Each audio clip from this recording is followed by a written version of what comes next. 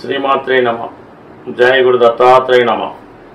ఈ వీడియోలో మనం వృశ్చిక రాశి వారికి ఆగస్టు నెల ఫలితాలు తెలుసుకునే ప్రయత్నం చేద్దాం. మరి వృశ్చిక రాశి వారికి ఈ నెలంతా కూడా పట్టిందల్లా బంగారమే అని చెప్తారు. సహజంగా వీరి యొక్క దూకుడు స్వభావానికి, తొందరగా ధనం సంపాదించాలనే మీ యొక్క తాపత్రయానికి ఖచ్చితంగా కుజుడు లాభస్థానంలోకి రావడం వల్ల సంపూర్ణంగా మీకు సహకరించడం జరుగుతూ ఉంటుంది. అంటే ముఖ్యంగా మీకు శత్రువుల నుంచి మిత్రులుగా మారే అవకాశం ఉంది. మీరు ఎవరికైతే ధనం అప్పుగా ఇచ్చి ఉన్నారో వారి దగ్గర నుంచి తిరిగి వచ్చే అవకాశం ఉన్నది. సహజ 6వ స్థానమైనటువంటి కన్యా రాశి మీకు లాభస్థానం అయింది. అందువల్ల సాధ్యమైనంత వరకు మీరు ఉద్యోగపరంగానే, అది ప్రభుత్వ ఉద్యోగంలో ఉంటేనే బాగా రాణించగలుగుతూ ఉంటారు. అలాగే మీకు సొంత కుటుంబంలోనే శత్రువులు ఎక్కువగా ఉండడం వల్ల మీరు ఎంత అభివృద్ధి చెందుతారో వారి నుంచి అంత ఈర్ష్య, వ్యతిరేకత రావడం జరుగుతూ ఉంటుంది. ప్రత్యక్షంగా ఎదురుగుండా మీతో మిమ్మల్ని ఏమీ చేయలేని వారు పరోక్షంగా మీ యొక్క అభివృద్ధికి అడ్డుకోవాలని ఏదో విధంగా ప్రయత్నాలు చేయడం జరుగుతూ ఉంటుంది. అయితే మీరు ఈ సమయంలో సహనం వహిస్తూ మీకు ఏదైతే రావలసి ఉందో, అది ఆస్తిలో భాగం అవ్వచ్చు, మీరు ఇచ్చిన ధనం అవ్వచ్చు, మీరు ఒక ఉద్యోగంలో ఉంటే అది ప్రమోషన్ కావచ్చు, ఈ సమయంలో రావడం మీకు జరుగుతుంది. అయితే మిమ్మల్ని ఇరిటేట్ చేసే ప్రయత్నం చేస్తూ ఉంటారు, ఉద్యోగం నుంచి తప్పుకునే ప్రయత్నం చేస్తూ ఉంటారు. అలాగే మీ యొక్క సొంత అన్నదమ్ములో, దాయాదులో ఎవరైతేనే కలిసి పార్ట్నర్గా వ్యాపారం చేస్తుంటే వాళ్ళు ఏదో విధంగా మిమ్మల్ని బయటికి పంపించాలనే ప్రయత్నం చేస్తూ ఉంటారు మీకు. కాబట్టి చాలా సహనంతో, ఓర్పుతో ప్రయత్నం చేస్తే మీరు పెట్టినటువంటి ధనం, మీరు చేసినటువంటి కృషికి తగిన ఫలితం ఈ సమయంలో రావడం జరుగుతూ ఉంటుంది. అయితే మీరు చేయవలసిందల్లా ఓర్పుగా వ్యవహరించడమే తప్ప ఏమాత్రం తొందరపడినా మొదటికే మోసం వస్తూ ఉంటుంది. అయితే ఈ విధంగా వ్యక్తిగత సామర్థ్యం వల్ల, రియల్ ఎస్టేట్ వ్యాపారం వల్ల, వైద్య వృత్తి వల్ల కంపల్సరీగా మీకు సక్సెస్, ఆదాయం రావడం జరుగుతూ ఉంటుంది. అలాగే కొంతవరకు మరి ఏదో విధంగా ఒక దూరపు బంధువు నుంచి ఒక శుభవార్త వినడం కానీ, ఆయన మీకు ఇవ్వాల్సిన ధనం ఇవ్వడం కానీ జరుగుతూ ఉంటుంది. ఇక ముఖ్యంగా రవిగ్రహ సంచారం ప్రస్తుతం మీకు ఆగస్టు 16 తర్వాత చాలా అనుకూలంగా రావడం జరుగుతూ ఉంటుంది. అంటే ఇప్పటి వరకు ఆగస్టు 16 వరకు దశమ స్థానంలో కేతుగ్రహ సంచారం ఈ ఉద్యోగంలో కానీ, వ్యాపారంలో కానీ చాలా అసహనంగా, ఇబ్బందిగా ఉంటుంది. ఎప్పుడైతే రవి ఆగస్టు 16 తర్వాత ప్రవేశించాడో మీలో ఒక కాన్ఫిడెన్స్ పెరుగుతుంది. ఏదైనా సాధించగలమైనటువంటి సమర్థతతో అప్పటి వరకు ఉన్నటువంటి వృత్తిపరమైన సమస్యల్ని పరిష్కరించుకొని అందరినీ డామినేట్ చేసే విధంగా మీ యొక్క హవా ప్రారంభమయ్యే అవకాశం ఉన్నది. ఇక ప్రస్తుతం 8వ స్థానంలో ఉన్నటువంటి గురు సంచారం వల్ల ఏ పని తలపెట్టినా ముఖ్యంగా ఆర్థిక పరమైనటువంటి విషయాల మీదే ఆధారపడి ఉంటుంది. అంటే ధనాధిపతిగా రవి, ధనాధిపతిగా గురువు 8వ స్థాన సంచారం ఆకస్మిక ధనలాభానికి కారణమవుతుంటుంది.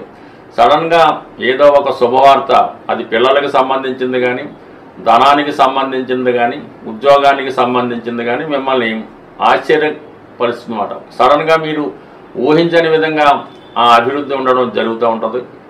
అలాగే మనకి భాగ్యస్థానంలో ఈ ఆగస్టు 20వ తారీఖు తర్వాత శుక్ర బుధగ్రహ సంచారం వల్ల అనూహ్యంగా మీ యొక్క జీవిత భాగస్వామికి, అంటే భార్య లేదా భర్తకి కంప్లీట్గా మంచి విదేశ అవకాశం కానీ, ఉన్నత విద్యా అవకాశం కానీ రావడం జరుగుతుంది.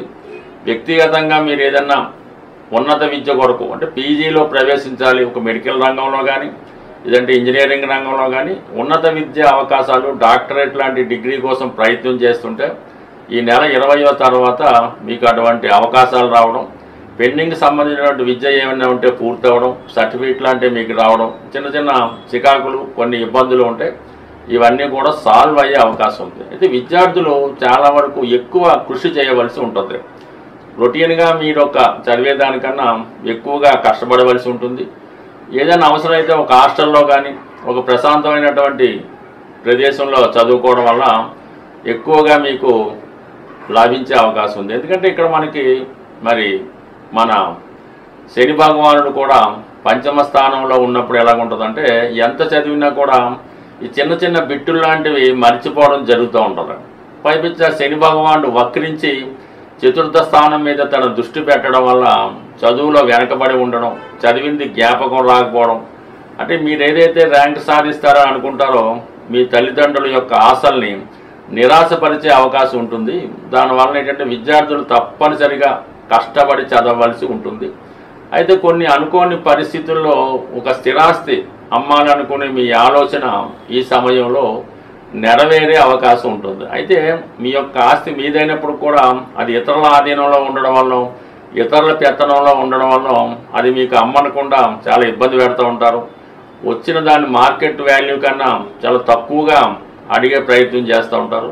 మరి ఈ కారణం వల్ల మీరు ఏదో విధంగా దాన్ని వదలగొట్టుకోవడమే మంచిది తప్ప ఎంత న్యాయంగా మీకు రావాలో అంత రావడం కష్టం అవుతుంటుంది. కొంతైనా ఈ సమయంలో మీకు వచ్చే అవకాశం ఉంది కాబట్టి దాన్ని తీసుకొని అది వేరే విధంగా మీరు దాన్ని సంపాదించుకోవచ్చు. కానీ ప్రస్తుతం ఈ అనవసర లావాదేవీల్లో ఈ స్థిరాస్తి సంబంధించిన విషయాల్లో జాగ్రత్త పడడం మంచిది. బట్ ఏదైనా ఈ సమయంలో స్థిరాస్తి వ్యవహారాలు సాధ్యమైనందుకు వాయిదా వేసుకుంటే మంచిది. ఏదైనా కొనాలనుకుంటే మాత్రం ఆ డాక్యుమెంట్లే కరెక్ట్గా ఉంటేనే తీసుకోవాలి తప్ప తొందరపడితే మాత్రం అది ఏదో ఒక లిటిగేషన్ ల్యాండ్ అయి ఉంటుంది, దానివల్ల నష్టపోతూ ఉంటారు. జాగ్రత్త వహించండి. ఈ సమయంలో మీరు లక్ష్మీ నరసింహస్వామిని ఆరాధించవలసి ఉంటుంది. అయితే ఒక యాదగిరి గుట్ట కానీ ఏదో ఒక లక్ష్మీ నరసింహస్వామి క్షేత్రాన్ని సింహాచలం కానీ దర్శించుకొని అక్కడ విధి విధానంగా స్వామిని వేడుకోవడం వల్ల కంపల్సరీగా భూమికి సంబంధించిన లావాదేవీలు, అన్నదమ్ములతో ఉన్న ప్రాబ్లమ్స్, అలాగే రుణ సమస్యలు చాలా వరకు సాల్వ్ అయ్యే అవకాశం ఉంటుంది. సాధారణంగా మన జన్మజాతకం బాగుంది, గోచారంలో కూడా గ్రహాలు అనుకూలంగా ఉన్నాయి, అయినా కూడా సరైన ఫలితం రావటం లేదు అంటే మాత్రం మన గృహంలో వాస్తులో కంపల్సరీగా ఏదో ఒక తేడా కానీ ఇబ్బంది కానీ ఉండే అవకాశం ఉంటుంది. అయితే ఇన్నగాలుగా మేము ఇదే ఇంట్లో ఉంటున్నాం, బాగానే ఉంది, ఇప్పుడు ఎందుకు ఇలా ఉందని కొంతమందికి అనుమానం రావచ్చు. ఏదైనా ఒక గృహానికి శంకుస్థాపన జరిగిన తర్వాత చాలా కొన్ని దోషాలు అయితే ఇమీడియట్గా వస్తాయి, నైరుతి లాంటివి ఉంటే. కొన్ని దోషాలు ఏంటంటే 7 సంవత్సరాల తర్వాత లేదా 14 సంవత్సరాలు దాటిన తర్వాత తమ ప్రభావాన్ని చూపడం జరుగుతూ ఉంటుంది. వాటి నుంచి మనం పరిష్కారం పొందాలంటే ఆ గృహంలో నిత్యం దీపారాధన, పుణ్య కార్యక్రమాలు, పూజా కార్యక్రమాలు, వ్రతాలు, నోములు జరుగుతుంటే చాలా వరకు ఆ పవర్ వల్ల ఆ వాస్తు దోషం అణిగి ఉంటుంది. ఏదో కారణం వల్ల మధ్యలో మానేస్తే ఇబ్బందులు కూడా రావచ్చు. అయితే శాశ్వత పరిష్కారం ఏంటంటే మీ యొక్క గృహంలో వాస్తు దోషం ఉన్నా లేకపోయినా దక్షిణామూర్తి ఫోటో వీలైనంత వరకు ఒక పెద్ద సైజులో ఉత్తరం గోడకి అమర్చవలసి ఉంటుంది. అది దక్షిణం వైపు చూస్తూ ఉంటుంది అన్నమాట. ఆ విధంగా అమర్చడం వల్ల గృహంలో ఉన్నటువంటి విద్యార్థులకి విద్య బాగా వస్తుంది. ఎవరైతే మీ యొక్క సంతానం సుమారు 20-25 సంవత్సరాలు వచ్చినా కూడా మీ మాట వినకుండా ఇబ్బంది పెడుతూ సరైనటువంటి క్రమశిక్షణ లేకుండా సొంత ఇంట్లోనే డబ్బులు తీసుకెళ్ళిపోవడం, ఇవ్వనప్పుడు తల్లిదండ్రులు దండించడం, ఇటువంటి సంతానం ఉన్నవారు కూడా ఈ దక్షిణామూర్తి ఫోటో పెట్టడం వల్ల ఒకే రోజులో అయితే మార్పు రాదు, కానీ నెమ్మదిగా ఇటువంటి స్వభావం ఉన్న పిల్లలు మారడం, ఆ గృహం వాస్తుపరంగా అనుకూలంగా ఉంటుంది. దాంతోపాటు ఇంకొక చిన్న రెమెడీ ఏంటంటే మనకి తెల్ల జిల్లేడుతో చేసినటువంటి శ్వేతార్క గణపతి ఎక్కువగా కాణిపాకం వెళ్ళినప్పుడు అక్కడ అమ్ముతూ ఉంటారు. అది ఒకటి తెచ్చుకొని గృహంలో ఎక్కడ పెట్టినా పర్లేదు, అది 1 సంవత్సరం పాటు ఆ గృహంలో ఉన్నటువంటి వాస్తు దోషాలని కాపాడుతూ ఉంటుంది. 1 సంవత్సరం అయిన తర్వాత మళ్ళీ దాన్ని నిమజ్జనం చేసి కొత్త దాన్ని పెట్టుకోవడం వల్ల కంపల్సరిగా చిన్న చిన్న వాస్తు దోషాలు సాల్వ్ అవుతాయి. అలాగే తరచూ ఈ మోటార్ సైకిల్ కానీ కార్లు కానీ యాక్సిడెంట్లు అవుతున్నాయి అనుకున్నప్పుడు కూడా వాళ్ళు ఆ కారులో ఈ తెల్ల జిల్లేడుతో చేసినటువంటి విఘ్నేశ్వరుడు యొక్క ప్రతిమని పెట్టుకోవడం వల్ల ఆ సమస్యల నుంచి బయటపడడం జరుగుతూ ఉంటుంది. సహజంగా ఈ తెల్ల జిల్లేడు చెట్టు ఒక 100 సంవత్సరాలు ఆ పైన ఉన్నప్పుడు సహజంగానే వాటి వేర్లు వినాయకుడి రూపంలో ఏర్పడడం జరుగుతుంది.